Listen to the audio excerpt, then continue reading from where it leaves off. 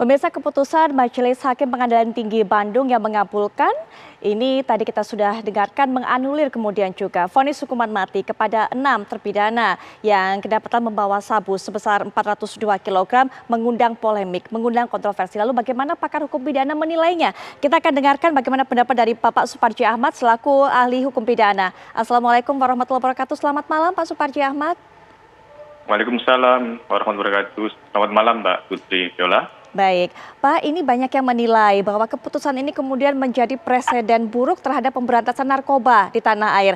Banyak juga yang mempertanyakan sebenarnya apa alasannya, ada juga yang mencurigai, wah ini jangan-jangan juga ada faktor-faktor tertentu di belakangnya. Bagaimana tapi Pak Suparji menilai hal ini, keputusan dari Majelis Hakim Pengadilan Tinggi? Ya, pertama putusan ini tetap harus dihormati karena memang hakim adalah punya kebebasan, punya independensi dalam mengambil sebuah putusan. Yang terpenting adalah bahwa putusan tadi itu bisa dipertanggungjawabkan berdasarkan peraturan perundang-undangan yang berlaku. Dan tentunya publik pun juga punya hak untuk melakukan sebuah eksaminasi untuk menguji tentang kebenaran putusan tadi itu. Pada sisi yang lain, Komisi Yudisial perlu juga memeriksa ada kemungkinan dugaan misalnya pelanggaran harkat martabat dari hakim sehingga nanti ada sebuah kepastian. Pada sisi yang lain, jika jaksa penuntut umum merasa keberatan atas putusan tadi, bisa mengajukan kasasi. Inilah prosedur-prosedur hukum yang bisa ditempuh. Pada sisi yang lain, memang kita cukup terkejut dengan putusan tadi itu, mengingat putusan pengadilan negeri dan putusan pengadilan tinggi yang sama-sama nyuntik faksi, memeriksa fakta, memeriksa bukti, tapi kenapa bisa menjadi sebuah putusan yang berbeda jauh.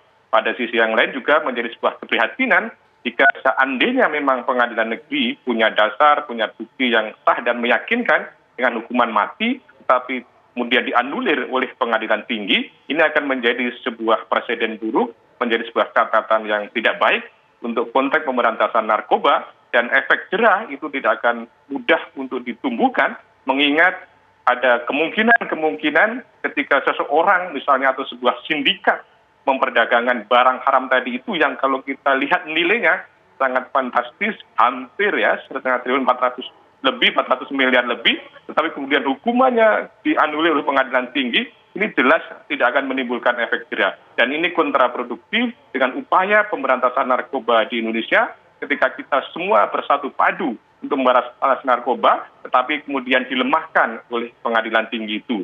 Mestinya ada satu kesatuan antara proses penyelidikan, penuntutan, pengadilan, sampai kemudian pemenjaraan nanti. Pada yang utama juga, ada satu kesatuan antara pengadilan negeri, pengadilan tinggi, sampai kemudian Mahkamah Agung. Dengan demikian memang komitmen untuk memberantas narkoba ini, di mana ini menjadi komitmen bersama oleh bangsa dan negara ini, disambut dengan baik, dan dikuatkan dengan putusan-putusan hakim yang betul-betul menjerahkan. Tetapi ini adalah sebuah ironi, sebuah putusan yang mengejutkan, dan publik perlu melakukan eksaminasi terhadap putusan ini. Baik, Pak Suparji tadi sudah mengatakan mungkin Komisi Yudisial bisa meninjau ulang kembali putusan ini. Tapi mungkin ada langkah lain, Pak. Apalagi saat ini sepertinya dengan keluarnya keputusan ini, masyarakat ini tercederai kepercayaannya terhadap proses penegakan hukum dan juga proses peradilan, Pak. Ya, saya kira masyarakat perlu melakukan sebuah upaya secara sungguh-sungguh menguji putusan tadi itu. Melakukan sebuah eksaminasi publik secara serius, meneliti secara mendalam, betulnya siapa yang melakukan kesalahan dalam mengambil putusan ini, apakah pengadilan negeri atau kemudian pengadilan tinggi. Jangan sampai putusan ini didiamkan begitu saja, karena kalau ini didiamkan, itu akan menjadi sebuah jurisprudensi di masa yang akan datang, dianggap sebagai suatu putusan yang benar, apalagi nanti kemudian jaksa penuntut umum itu tidak melakukan kasasi. Jadi publik perlu menguji secara serius.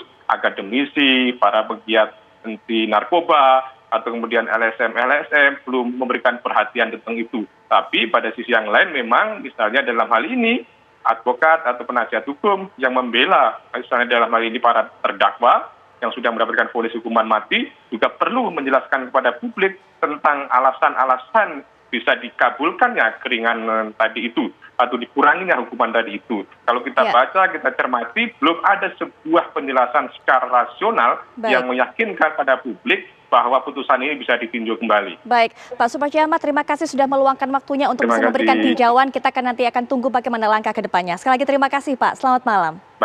Malam, Mbak. Baik, pemirsa, kalau tadi Anda sempat melihat bahwa memang Presiden Joko Widodo ini mengatakan saat membuka Munas Kadin 8 di Kendari, Sulawesi Tenggara, bahwa kondisi ekonomi saat ini sedang terpuruk. Bukan hanya ekonomi nasional tapi juga global. Bukan hanya itu yang disampaikan sebenarnya. Ada satu poin lagi, bahwa akan pemberlakuan PPKM darurat mulai 3 Juli. Bagaimana setiap pemerintah daerah bisa mengoptimalkan ataupun melakukan hal ini, kami akan ajak Anda untuk membahasnya sesaat lagi.